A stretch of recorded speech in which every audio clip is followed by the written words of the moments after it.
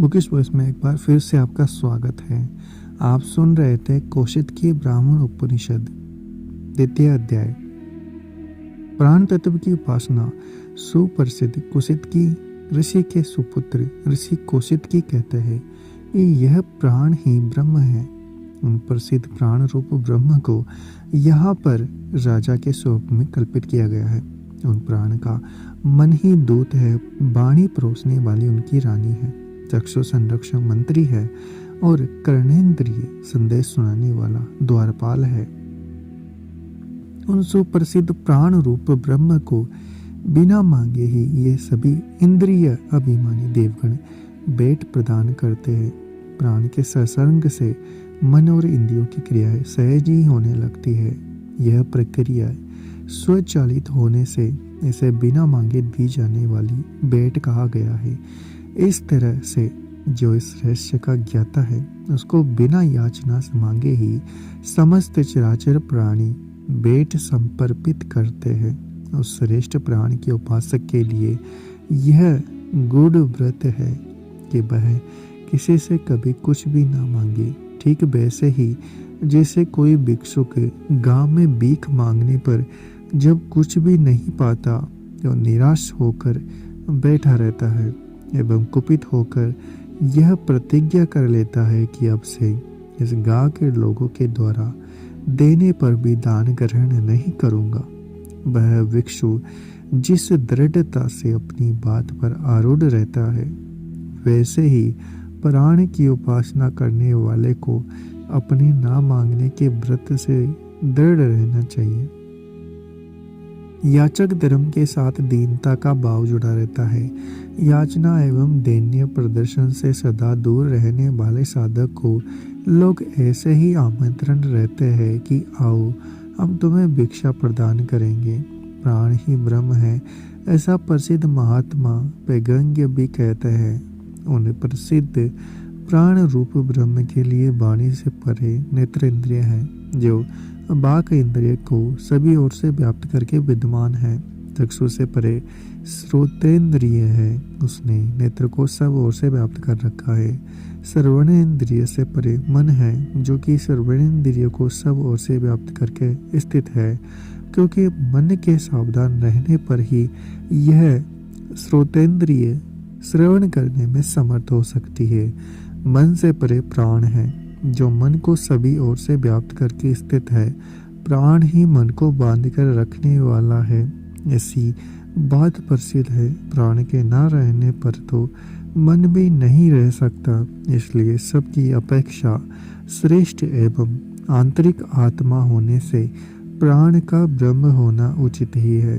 उस प्राण स्वरूप परमात्मा को ये सभी देवगण उसके न मांगने पर भी उपहार समर्पित करते हैं। इसी तरह से जो उसे ऐसा जानता है उस साधक को समस्त जीव बिना याचना के ही पृथक पृथक उपहार प्रदान करते हैं। उसका यह अत्यंत दृढ़ निश्चय है कि वह किसी से कभी भी याचना न करे।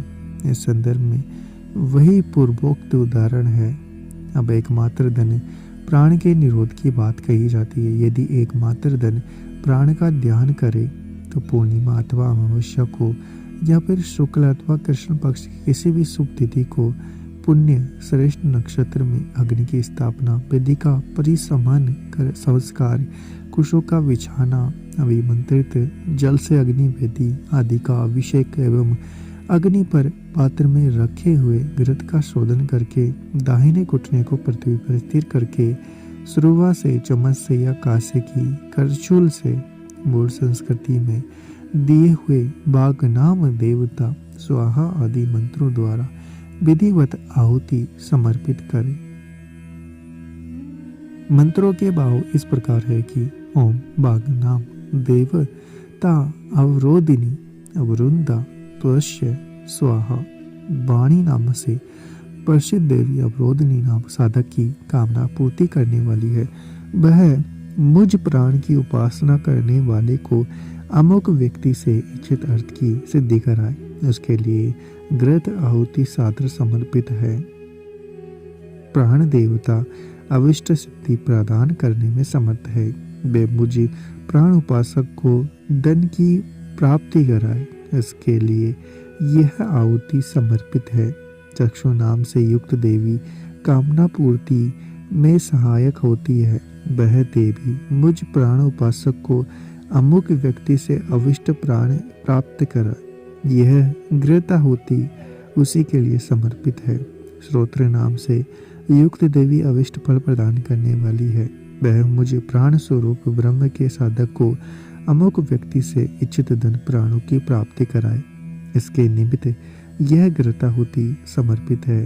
मन नामक देवी अविष्ट फल प्रदान करने वाली है। वह मुझ प्राण की उपासना करने वाले को अमुक व्यक्ति से इच्छित धन प्राण की प्राप्ति कराए, यह घृताहुति उसके निमित्त समर्पित है। प्रज्ञा नामक देवी इच्छित फल देने वाली है। वह मुझ प्राण देव के उपासक को अमुक व्यक्ति से अविष्ट धन प्राण की प्राप्ति कराए, यह आहुति उसके लिए ही समर्पित है। इस तरह से आहुतियाँ देने के बाद धूम की गंध को ग्रहण करने, हवन से बचे हुए घृत से अपने अंगों में लेपन करके मौन भाव से धन स्वामी के समीप में गमन करे और इच्छित अर्थ के संबंध में कहे कि इतने धन की मुझे विशेष आवश्यकता है, अतः आपके यहाँ प्राप्त हो जाना चाहिए। अर्थात यदि धनी कहीं दूर है तो किसी दूत के द्वारा उक्त संदेश कहलाने के लिए उसके पास भेज देना चाहिए। इस प्रकार के कार्य द्वारा अविष्ट धन की प्राप्ति हो जाती है। अब इसके पश्चात वाणी आदि देवों के द्वारा सिद्ध होने वाले अविष्ट की पूर्ति का प्रकार बताया है। यदि उपासक किसी का आत्मीय बनने की इच्छा करे तो उसके किसी का प्रिय होने से पूर्व वाक आदि देवों का आत्मीय प्रिय बनना चाहिए। किसी एक शुभ पर्व के दिन पूर्वोक्त नियम अनुसार शुभ तिथि एवं शुभ मुहूर्त वाले कहे हुए के अनुसार ही अग्नि की स्थापना, वेदी का परिसमोहन, संस्कार करना, कुशों का बिछाना, वेदी आदि का अभिषेक, घृत का उत्पन्न शोधन आदि करके वाचम ते मई स्वाहा आदि मंत्रों से घृत आहुतियाँ समर्पित करे। मंत्रों के अर्थ इस प्रकार है कि मैं तुम्हारी भाग्येंद्रिय का अपने हवन में करता हूँ, मेरा अविष्ट कार्य सिद्ध हो जाए, इस भाव से यह आहुति समर्पित है। मैं अपने अविष्ट की पूर्ति के लिए आपके प्राण, चक्षु, श्रोत्र एवं मन आदि इंद्रियों तथा आपकी प्रज्ञा को भी अपने हवन में हवन करता हूँ। इस भाव से ये विशेष घृत आहुति आपके लिए समर्पित है। इन आहुतियों के पश्चात ओम धूम की गंध को घ्राणेन्द्रिय के द्वारा ग्रहण कर होमावशिष्ट घृत का अपने अंगों पर लेपन करके मौन रहते हुए अमुक व्यक्ति के पास जाए अथवा ऐसे स्थान पर खड़ा होकर कहे कि जहाँ वायु के सहयोग से उसके शब्द इच्छित व्यक्ति के कानों में सुनाई पड़े तो निश्चय ही वह उस व्यक्ति का प्रिय हो जाता है। इतना ही नहीं बल्कि उस जगह से हट जाने पर वहाँ के निवासी उसको सदैव स्मरण करते रहते हैं। आध्यात्मिक अग्निहोत्र। जब देवोदास के पुत्र प्रत्यदर्थ के द्वारा किया गया अनुष्ठान प्रातदर्थ नाम से प्रख्यात एवं संयम से पूर्ण होने से सायमन कहलाने वाले अग्निहोत्र के संबंध में बतलाते हैं। निश्चय ही व्यक्ति मुख से जब कुछ बोलता रहता है तब वह पूर्ण रूप से श्वास नहीं ग्रहण कर पाता। उस समय वह प्राण का वाणी रूप में अग्नि में हवन कर देता है। ये वाणी एवं प्राण रूप दो आहुतियाँ कभी अंत न होने वाले तथा अमृत स्वरूप है। जागृत एवं स्वप्न काल में भी प्राणी सदैव अविच्छिन्न रूप से इन आहुतियों को होमता रहता है। इसके अतिरिक्त वाणी एवं प्राण रूप आहुतियों से भिन्न जो अन्य दूसरी द्रव्य में आहुतियाँ है वे कर्म द्वारा ही गतिमान रहती हैं। यह प्रसिद्ध है कि इस रहस्य को जानने वाले प्राचीन कालीन विद्वान केवल कर्ममय अग्निहोत्र का अनुष्ठान संपन्न नहीं करते थे। यहाँ ऋषि यह स्पष्ट कर रहे हैं कि पदार्थ परक अग्निहोत्र के साथ भाव संयोग पूर्वक वाणी और प्राण की अमृत आहुतियाँ भी समर्पित की जानी चाहिए, तभी उनका आध्यात्मिक प्रभाव प्रभावित रहता है। इसके लिए साधक को वाक और प्राण की साधना विशेष रूप से करनी पड़ती है। सुप्रसिद्ध महात्मा शुष्क प्रंगार भी उक्त अर्थात प्राण ही ब्रह्म है ऐसा कहते हैं। उक्त रूपी प्राण को ऋक मानकर बुद्धि पूर्वक उपासना करे। जो उक्त में उक्त को जान लेता है उससे ज्ञान की समस्त प्राणी श्रेष्ठ बनने के लिए प्रार्थना करते हैं। वह उक्त रूप प्राण यजुर्वेद है, इसकी श्रेष्ठ बुद्धि से उपासना करे। इससे समस्त प्राणी श्रेष्ठता के लिए उस ज्ञानी के साथ सहयोग करता रहता है। जिस साधक की उक्त में शाम बुद्धि हो उसके सामने समस्त श्रेष्ठ काम्य प्राणी सिर झुकाते हैं। वह उक्त रूप प्राण श्री है, इसकी श्री भाव से उपासना की जाती है। यह उक्त यश है, इस भाव से उपासना करनी चाहिए। वह तेज रूप है, इस भावना से उपासना करें।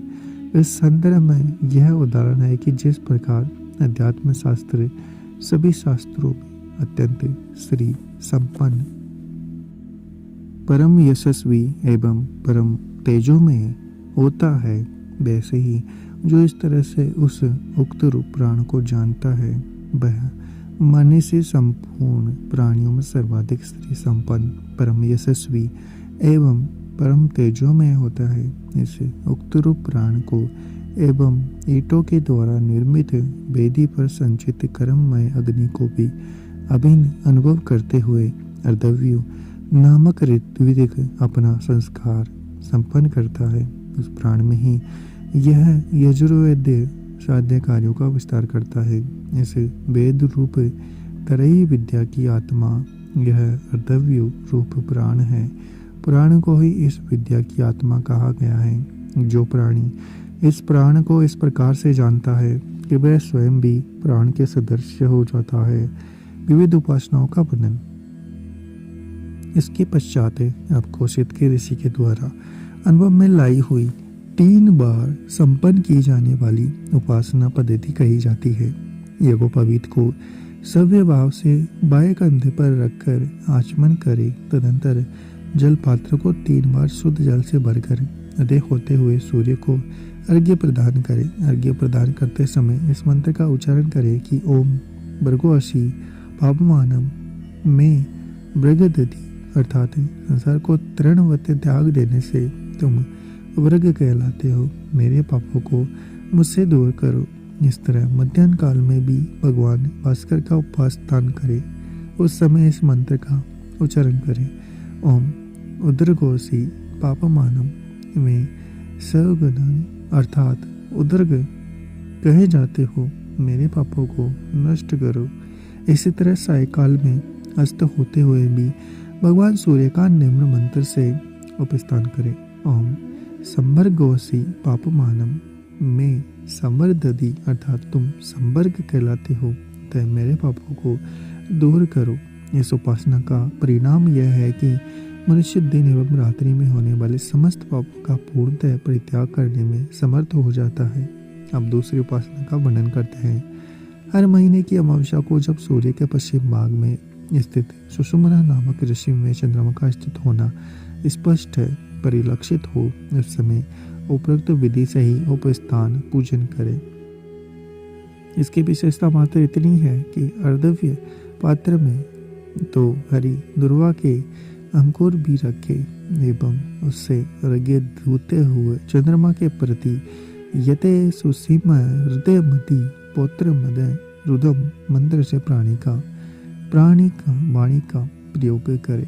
इस मंत्र का भाव यह है कि हे सौमंडल की अधिष्ठात्री देवी, अति सुंदर भावना से युक्त आपका हृदय चंद्रमंडल में विद्वान है। उसके द्वारा आप अमृत पद पर भी अधिकार रखने वाले हैं। आप मुझ पर ऐसी कृपा करें जिससे कि कभी पुत्र के शोक से मुझे व्यथित होकर रोना न पड़े। इस तरह से उपासना करने वाला यदि पुत्र को प्राप्त कर चुका हो तो उसको पुत्र उसके मरने से पूर्व मृत्यु को नहीं प्राप्त होगा। यदि उसके कोई पुत्र उत्पन्न न हुआ हो तो भी वह पूर्व की ही तरह सभी कार्य संपन्न करके 2 हरी दुर्वा के अंकुर रख कर नीचे लिखे 3 मंत्रों का जप करे। इन तीनों ऋचाओं का भावार्थ इस प्रकार है। पहला, हे स्त्री रूपी सौम्य, तुम पुरुष रूपी सूर्य के प्रकाश से विकास को प्राप्त हो। पुरुष के प्रकाट्य का कारणभूत जो वीर्य अर्थात अग्नि संबंधी तेज है वह तुम में स्थित हो। तुम सभी ओर से अन्न की प्राप्ति में सहायक बनो। दूसरा, हे सोम, तुम सौम्य गुणों से युक्त हो। तुम्हारा दिव्य रस सूर्य के तेज को प्राप्त करके पुरुष मात्र के लिए अत्यंत हितकारी हो जाता है। इस दिव्य रस का सेवन करने वाले पुरुषों को पुष्टि दे करके पुरुष मात्र के लिए अत्यंत हितकारी हो जाता है। इस दिव्य रस का सेवन करने वाले पुरुषों को पुष्टि दे करके उनके सभी शत्रुओं का पराभव कराने में भी आप पूर्ण सक्षम हैं। वे दुग्ध एवं जल अन्न से निर्वाह करने वाले निरामिष भोजी जीवों को सुगमता पूर्वक मिलते रहे।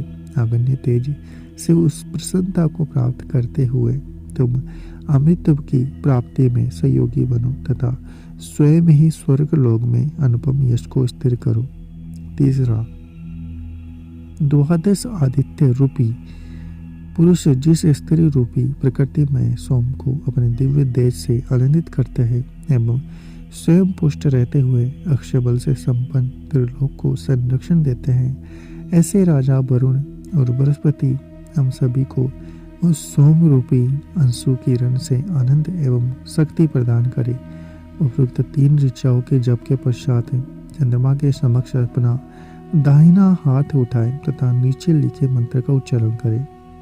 मास माकम प्राणेन आदित्य शावर्त मनवावर्त इति। मंत्र का भाव इस प्रकार है कि हे सोम, तुम हमारे प्राण, संतान एवं पशुओं से स्वयं अपनी पुष्टि एवं तुष्टि ना करो, वरन जो हमसे वैर भाव रखते हैं तथा जिससे हम द्वेष भाव रखते हैं उनके प्राण, संतान और पशुओं से अपनी पुष्टि एवं तुष्टि अर्जित करो। इस प्रकार मैं इन मंत्र के अधिपति देवता का एवं तुम्हारी संरचरण क्रिया का अनुवर्तन करता हूँ, अर्थात हे सोम, मैं तुम्हारी ही गति का अनुगमन करता हूँ। इस तरह ऋचा पाठ से ही अपनी दाहिनी भुजा का अनुवावर्तन करे, अर्थात बार बार घुमाए और अंत में हाथ को नीचे कर ले। अब यहाँ पर एक अन्य प्रकार की उपासना बतलाई जाती है। पूर्णिमा के दिन सायकाल में जब पूर्व दिशा में चंद्रदेव का दर्शन होने लगे तब उस समय पूर्व मंत्र में बताए गए रीति के अनुसार चंद्रदेव को अर्घ्य समर्पित करें। उपस्थान के समय निम्नलिखित मंत्र का पाठ करना चाहिए। सोमो राजा असि विचक्षण आदित्य शावर्त मनवा वर्तंत। इस मंत्र का भावार्थ इस प्रकार है कि हे सोम, संसार प्रकृति रूपा उमा के साथ रहने वाले तुम सोम नाम वाले राजा हो। तुम सभी लौकिक एवं वैदिक कार्यों में प्रवीण हो। तुम 5 मुखों से युक्त प्रजापति हो। प्रजापति के रूप में संपूर्ण प्रजा का पालन करने वाले हो। ब्राह्मण तुम्हारा एक मुख है। उस मुख के द्वारा तुम क्षत्रियों का भक्षण अर्थात दमन करते हो। उस मुख द्वारा तुम मुझे अन्न को खाने और पचाने की सामर्थ्य प्रदान करो। क्षत्रिय तुम्हारा एक मुख है। उस मुख से तुम वैश्यों का भक्षण अर्थात उन पर शासन करते हो। उस मुख द्वारा तुम मुझे अन्न का भक्षण करने एवं पचाने की शक्ति से संपन्न बनाओ। बाज भी तुम्हारा एक मुख है। तुम बाज मुख से पक्षियों का दमन करते हो। उस मुख से तुम मुझे अन्न को भोगने वाला बनाओ। अग्नि भी तुम्हारा एक मुख है। उस मुख के द्वारा तुम इस लोक का दमन कराते हो। उस मुख द्वारा मुझे भी अन्न का उपभोग कराने वाला बनाओ। 5वां मुख तो तुम में ही है। उस मुख के द्वारा तुम समस्त भूत प्राणियों का संहार करते हो। उस मुख द्वारा मुझे भी अन्न का उपभोग करने वाला बनाओ। तुम मेरे प्राण, संतान एवं पशुओं से हमें कमजोर ना करो, वरन जो हमसे द्वेष भाव रखते हैं, जिससे हम द्वेष भाव रखते हैं, उसे संतान, प्राण और पशुओं से नष्ट करो। मैं मंत्राधिपति देवता का एवं तुम्हारी संचरण क्रिया का अनुसरण करने वाला हूँ। इस प्रकार से उपयुक्त मंत्र का पाठ करते हुए दाहिनी भुजा को बारंबार घुमाए तथा बाद में भुजा नीचे कर ले।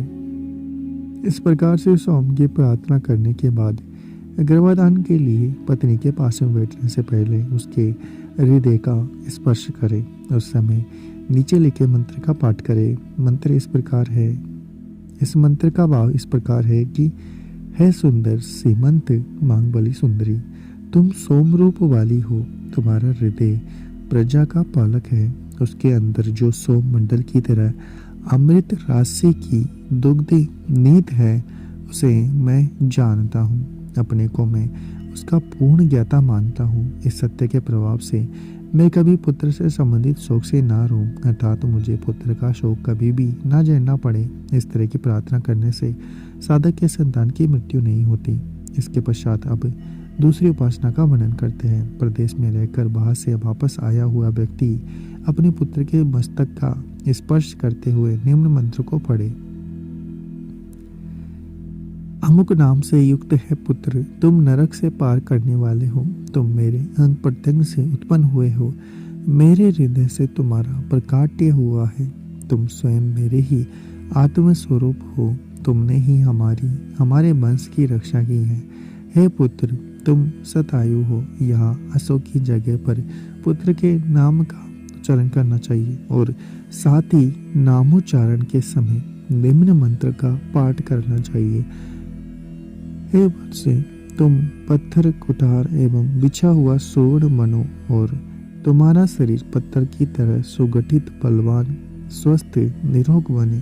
तुम कुठार के शत्रु का दमन करने वाले एवं स्वर्ण राशि की तरह सभी के प्रिय बनो। समस्त अंग अवयवों का सारभूत संसार वृक्ष का बीज रूप जो दिव्य तेज है, ये हे पुत्र, वह तेज तुम ही हो।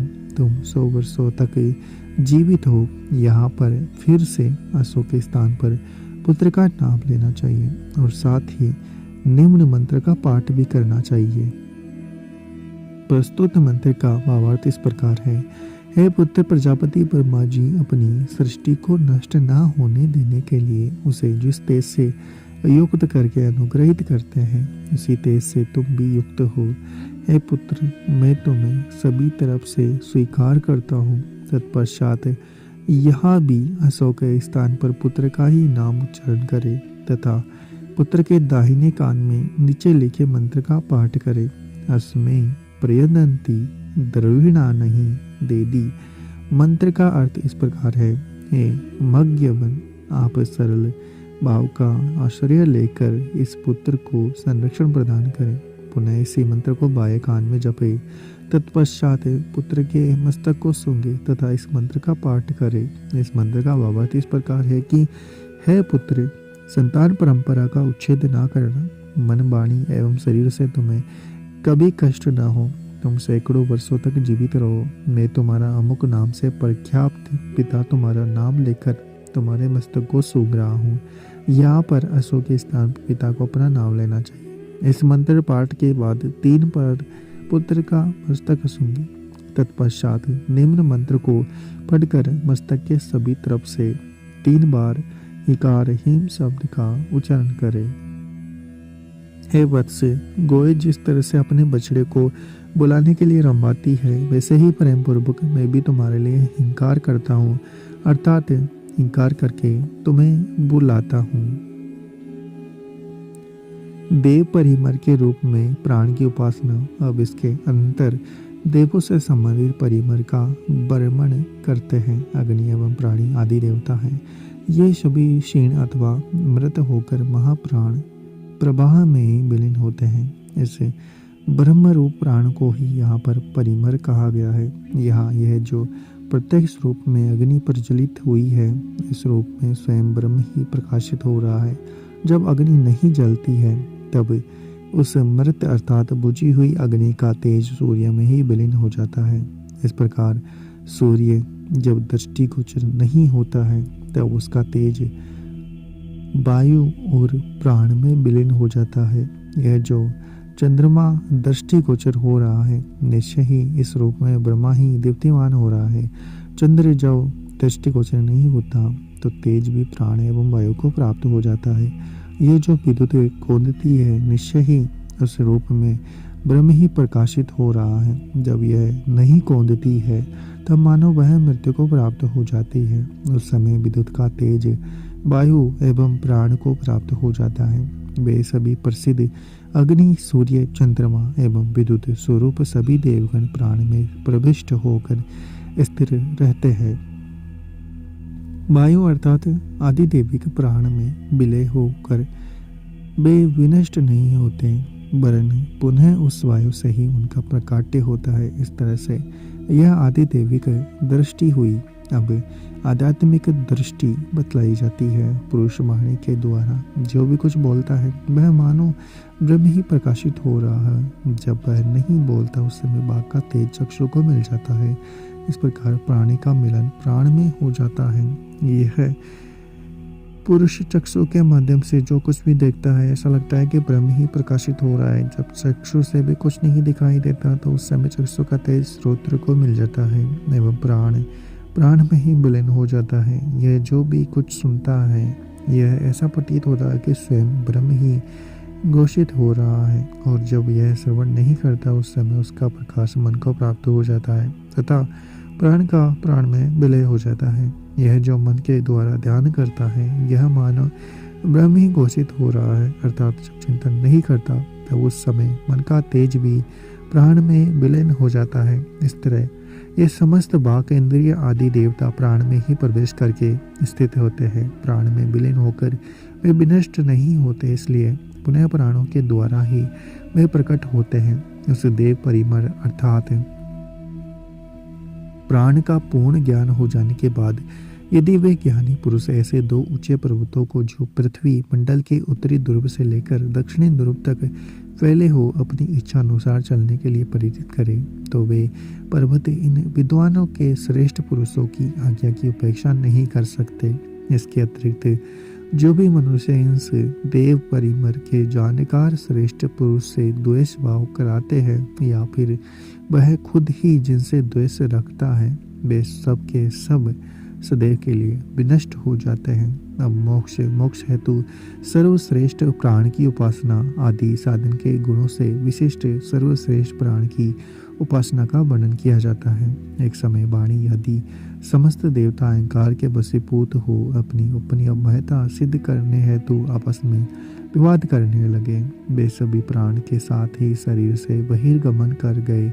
उन वाणी आदि सभी इंद्रियों के निकल जाने पर वह शरीर काष्ठ की भांति चेष्टा रहित होकर सो गया। इसके अनंतर उस शरीर में वाणी ने प्रवेश किया। वाक शक्ति के प्रविष्ट होते ही वह वाणी से बोलने लगा, लेकिन वह अपने स्थान से उठ ना सका, सोया ही नहीं। इसके बाद नेतंद्रिय ने उस शरीर में प्रवेश किया, तब वह वाणी से बोलता और चक्षु से देखता हुआ भी सोया नहीं, उठने में प्राय समर्थ ही रहा। और तदंतर उस शरीर में श्रोतेंद्रिय ने प्रवेश किया। उस समय भी वह वाक से बोलता और चक्षु से देखता, कानों से श्रवण करता हुआ भी सोया ही नहीं, वह उठने में असमर्थ ही बना रहा। तत्पश्चात उस शरीर में मन प्रविष्ट हुआ, तब वह शरीर वाणी से बोलता, चक्षु से देखता, कान से श्रवण करता और मन से सोचता हुआ भी पड़ा ही रहा, उठ नहीं सका। तब सभी के बाद में प्राण ने उस शरीर में प्रवेश किया। उस प्राण तत्व के प्रविष्ट होते ही वह शरीर उठ बैठा। तत्पश्चात उन वाणी आदि देवगणों ने प्राणों में मोक्ष आदि साधन की शक्ति को जानकर एवं विशिष्ट ज्ञान स्वरूप प्राण को ही सभी तरफ से प्राप्त जानकर प्राण अपान आदि सभी वायु में अर्थात आदि देविक प्राण में स्थिर होकर के आकाश रूप में परिणीत होकर के स्वर्ग लोक में गए। वे अपने प्राणियों के प्राण को ही प्रज्ञात्मा रूप से पाकर इन प्राण अपान आदि सभी प्राणों के साथ इस शरीर से उत्क्रमण करके वायु में स्थित हो आकाश रूप में परिणीत हो स्वर्ग लोक को गमन करते हैं।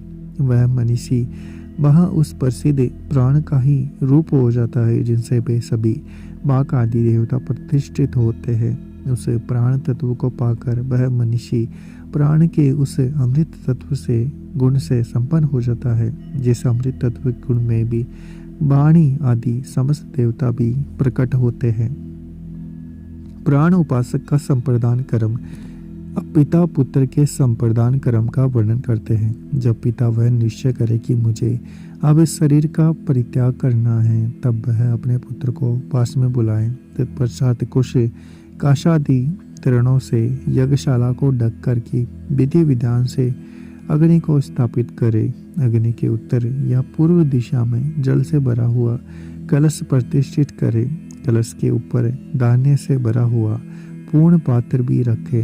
स्वयं भी नवीन वस्त्र, धोती एवं उत्तरीय का आच्छादन करे। इस तरह श्वेत शुभ्र वस्त्र एवं माला आदि धारण करते हुए घर में प्रवेश करके पुत्र को अपने पास बुलाएं। जब पुत्र पास में आ जाए तो उसे अपने अंक में भर ले एवं अपनी इंद्रियों से पुत्र की इंद्रियों का स्पर्श करे, या फिर केवल पुत्र के समक्ष बैठी जाए और उसे अपनी बाक आदि समस्त इंद्रियों का दान करें। पिता कहे, हे पुत्र, मैं अपनी वाक शक्ति को उपासना करता हूँ, स्थापना करता हूँ। पुत्र कहे, पिताजी, मैं आपकी वागेंद्रिय को ग्रहण करता हूँ। पिता, हे पुत्र, मैं अपने प्राण को तुमसे स्थित करता हूँ। पुत्र, मैं आपके प्राण तत्व को अपने धारण करता हूँ। पिता, हे पुत्र, मैं अपने नेतेंद्रिय की तुम में स्थापना करता हूँ। पुत्र, मैं आपके नेतेंद्रियों को अपने में धारण करता हूँ। पिता, मैं अपने श्रोतेंद्रियों की तुम में स्थापना करता हूँ। पुत्र, मैं आपके श्रोतेंद्रिय को अपने में धारण करता हूँ। पिता, मैं अपने अन्न रसों को तुम में स्थिर करता हूँ। पुत्र, मैं आपके अन्न रसों को अपने आप में स्थिर करता हूँ। पिता, मैं अपने सभी श्रेष्ठ कर्मों को तुम में स्थापित करता हूँ। पुत्र, मैं आपके समस्त शुभ कर्मों को अपने में धारण करता हूँ। पिता, मैं अपने सुख एवं दुख को भी तुम में प्रतिष्ठित करता हूँ। पुत्र, मैं आपके सभी तरह के सुख एवं दुखों को स्वीकार करता हूँ। पिता, हे पुत्र, मैं तुमसे मैथुन जनित आनंद, रति एवं संतान की उत्पत्ति की शक्ति स्थापित करता हूँ। पुत्र, मैं आपकी इस शक्ति को अपने में धारण करता हूँ। पिता, हे पुत्र, मैं अपनी गति शक्ति तुम में स्थापित करता हूँ। पुत्र, मैं आपकी गति शक्ति को स्वयं में ग्रहण करता हूँ। पिता, मैं अपनी बुद्धि वृत्तियों को बुद्धि द्वारा ज्ञात विषयों को एवं विशेष इच्छाओं को तुम में स्थित करता हूँ। पुत्र, मैं आपकी बुद्धि वृत्तियों को बुद्धि के द्वारा ज्ञात विषयों को एवं इच्छाओं को धारण करता हूँ। तत्पश्चात पुत्र पिता की प्रदक्षिणा करते हुए प्राची दिशा की तरफ पिता के पास से निकलता है। उस समय पिता पुत्र को संबोधित करते हुए कहे, यश, ब्रह्म, तेज, अन्न को ग्रहण करने एवं पचाने की सामर्थ्य तथा श्रेष्ठ कीर्ति, ये सभी सद्गुण तुम्हारा सेवन करे। पिता के इस तरह कहने पर पुत्र अपने बाएं कंधे की तरफ नजर घुमाकर देखते हुए हाथ से ओट करके या फिर कपड़े को सामने करके उसकी आड़ से पिता से इस प्रकार कहे, आप अपनी इच्छानुसार कामना युक्त स्वरूप को एवं बाह के समस्त भोगों की प्राप्ति करें। इसके अनंतर यदि पिता निरोग हो तो वह पुत्र को घर का स्वामी मानकर उसके साथ निवास करे एवं सर्वस्व त्याग कर घर से बाहर निकलकर सन्यासी हो जाए, या फिर यदि वह दूसरे लोक को चला जाए तो जिन जिन वाणी आदि इंद्रियों को उसने पुत्र में प्रतिष्ठित किया था उन सभी की शक्ति धाराओं का वह अधिकारी बन जाता है। वे संपूर्ण शक्ति धाराएं उसे प्राप्त हो जाती है।